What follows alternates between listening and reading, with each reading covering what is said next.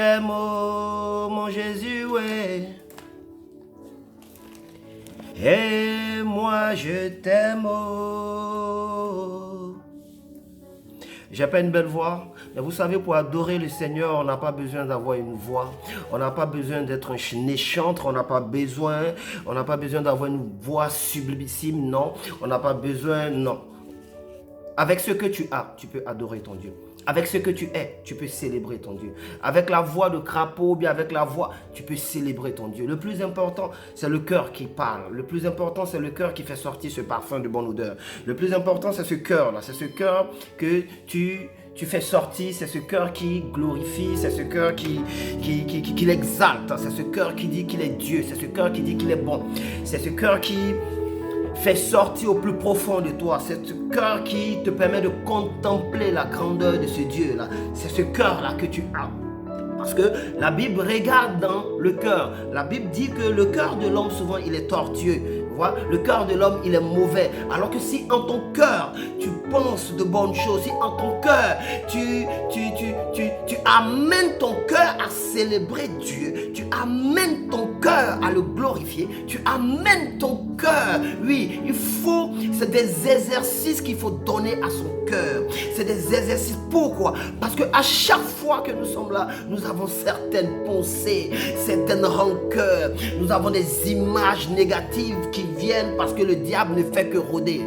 Bien-aimé, en ce soir, je veux simplement que tu me donnes 7 minutes de ton temps. Pourquoi? Parce que je suis venu dire à une personne que Jésus-Christ de Nazareth t'aime. Je suis venu dire à une femme, je suis venu dire à un homme, je suis venu dire à un frère, à une sœur, je suis venu dire à quelqu'un qui est perdu, je suis venu dire à une personne qui n'a plus d'orientation, qui s'est posé des questions. Mais depuis que je suis chrétien, pourquoi je vis une telle situation?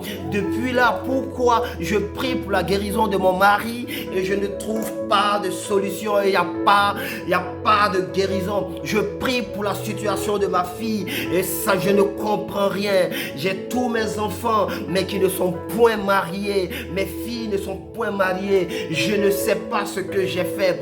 Je suis venu dire à une personne qui a perdu son fils, qui a perdu sa fille, qui a perdu un être cher. C'est pas parce que Dieu a appelé une personne que nous portons au cœur que Dieu ne nous aime pas. Non. C'est pas parce que nous traversons une situation difficile que Dieu ne nous aime pas. Non. C'est pas parce que nous vivons une situation bizarre que Dieu ne nous aime pas. Non. Dieu nous a aimés le premier. Il nous a tant aimé. Il le dit en Jean 3,16. Et je lis cette parole pour nous. Il dit que la Bible dit que Dieu, c'est un passage que tout le monde connaît. Tout le monde connaît à cœur. Il dit que la Bible nous dit que car Dieu a tant aimé le monde qu'il a donné son Fils unique afin que quiconque croit en lui ne périsse point, mais qu'il ait la vie éternelle. Bien-aimés, l'objectif de Dieu dans notre vie, c'est que nous ayons, c'est que nous retrouvons, c'est que nous gardons cette vie éternelle. Parce que lorsqu'il donne son Fils, nous avons déjà la conséquence. C'est la vie éternelle. Lorsqu'il donne, c'est le premier qui a donné. Il a donné sa vie. Dieu s'en fout de ton travail. Dieu s'en fout du grand ministère que tu as. Dieu s'en fout des prodiges et des miracles. Oui, parce que nous pouvons prier pour des personnes prodiges et miracles et ces personnes ne sont pas sauvées. Il faut manifester l'amour de Dieu aujourd'hui. Il faut manifester la passion de Dieu aujourd'hui. Il faut manifester de tout notre cœur la grandeur de ce Dieu aujourd'hui. Dieu nous aime. Le premier miracle, c'est le miracle de l'amour. Le premier prodige, c'est de pouvoir regarder ton frère, c'est de pouvoir regarder ta soeur et manifester l'amour de Dieu. Il nous a aimé le premier, mais ça n'a pas été facile. La Bible dit que tout s'est passé à Gethsémane.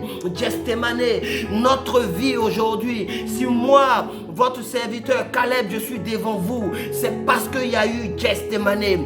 Si aujourd'hui on entend l'évangile partout, C'est parce qu'il y a eu Gethsémane. Si nous voyons des personnes dans les rues proclamer la gloire de Jésus-Christ de Nazareth, c'est parce qu'il y a d'abord eu Gethsémane. Bien-aimé, quelqu'un a accepté de porter notre fardeau. Une personne spéciale a accepté de porter, a accepté de prendre cette coupe. Ce n'était point facile. Bien-aimé, imagine une personne vivante, mais qui a le poids de toute une humanité sur sa vie, qui a le poids jusqu'à ce que sa sueur se transforme en grumeaux de sang. Oui, Gethsémane, où nous avons traité, où Jésus a traité la destinée de l'Église, où Jésus a traité tout ce dont l'humanité aujourd'hui, où Jésus a traité ce don que Dieu nous a donné, qui est la vie éternelle. Bien-aimé, ça n'a pas été du tout facile. Imaginez-vous que tout le système angélique s'est arrêté. Tout le système angélique s'est arrêté à Gethsémane pour voir est-ce qu'il réussira là où Adam a échoué. Est-ce que Yeshua réussira? J'imagine, j'essaie d'imager ces choses. Je vois l'ange Gabriel qui est en train de parler à l'ange Michael. Est-ce qu'il va réussir? Est-ce qu'il va réussir? Est-ce qu'il va accepter? Est-ce qu'il va aller de l'avant? Est-ce qu'il ne va pas reculer? Combien de personnes aujourd'hui, au devant quand nous sommes au carrefour où nous devons dire oui à Jésus-Christ de Nazareth, nous reculons. Nous reculons à cause de nos vices. Nous reculons à cause de la passion de la chair. Nous reculons à cause des choses qui fortifient notre chair. Laisse-moi te dire, tout ce que la chair finit par affectionner tue la chair. Tout ce que la chair affectionne finit par tuer, finit par nous détruire, finit par nous désorienter. Je suis venu dire à une personne, Jésus ne t'aime pas à cause des 40 jours de jeûne que tu fais. Jésus ne t'aime pas à cause des 60 jours de jeûne que tu fais. Jésus ne t'aime pas à cause des milliers d'euros ou des milliers de francs CFA ou des milliers de dollars que tu donnes. Jésus t'aime parce qu'il y a une personne qui est morte à la croix de Golgotha. Parce qu'il y a une personne qui a pris sur lui de porter nos fardeaux. Jésus nous aime parce qu'il y a un sang qui est un sang incorrectible, qui est un sang qui n'a ni péché. Jésus nous aime parce qu'il y a une offrande que lui, Dieu, a donnée afin de manifester son règne, afin de manifester sa puissance. Dieu t'aime avec ton défaut. Dieu t'aime avec ton défaut. Dieu t'aime avec ce ministère de critique, de calomnie que tu as. Dieu t'aime avec tes mauvaises pensées que tu as pour ton voisin, avec les mauvaises pensées que tu as pour ton collaborateur. Dieu t'aime, mais aujourd'hui, il m'envoie te dire qu'il te tend la main. Qu'il te tend la main, qu'il te tend la main, sors de ces choses qui ne glorifient pas le nom de Jésus-Christ de Nazareth. Bien-aimé, la fin est proche et le diable est en train de corrompre beaucoup d'entre nous. La fin est proche et le diable est en train de corrompre beaucoup d'entre nous. Laisse-moi te dire en ce soir que le Saint-Esprit a besoin de toi. Il n'y a aucune personne qui est inutile sur cette terre. Si tu as combattu parmi des milliers de spermatozoïdes et que tu es venu sur cette terre et que tu es là en ce moment, c'est que tu as un potentiel, c'est que Dieu compte sur toi, c'est que Dieu t'aime, c'est qu'il y a quelque chose en toi qui pourra impacter le monde. Je veux dire à une personne aujourd'hui, ne laisse pas ta situation t'engloutir, ne laisse pas les situations te dépasser, ne laisse pas ta condition difficile que tu es en train de vivre prendre le dessus sur toi. Ne laisse pas la situation te mettre à terre. Je suis venu te dire, lève-toi, lève-toi, car Jésus-Christ t'aime. Il a payé le prix parce qu'il sait que tu es un champion, parce qu'il sait que tu vas réussir comme lui il a réussi à Gethsémane, parce qu'il sait que tu es un héros. Gédéon n'avait pas confiance en lui alors que c'était un héros. Je suis venu te dire que tu es un héros. Je suis venu te dire de te lever et d'annoncer et de manifester le règne de Dieu et de manifester la gloire de Dieu. parle, dis ce que Dieu a fait pour toi. Bien-aimé, Dieu ne regarde pas. Il n'est pas là, il ne va pas venir sauver des personnes qui sont riches. Il ne viendra pas sauver des personnes qui sont pauvres. Il viendra sauver des personnes qui ont le cœur pour lui, qui ont le cœur pour lui, des personnes qui croient en l'éternel, des personnes qui vivent pour l'éternel, des personnes qui magnifient Christ, des adorateurs, des personnes qui parlent de Christ partout. La première mission que Dieu nous donne, c'est d'aller partout dans le monde et annoncer le royaume de Dieu, annoncer Christ ressuscité, annoncer la bonne nouvelle. Bien-aimé, si aujourd'hui je puis faire cette vidéo, c'est certainement parce qu'il y a eu des personnes qui se sont tenues à la brèche.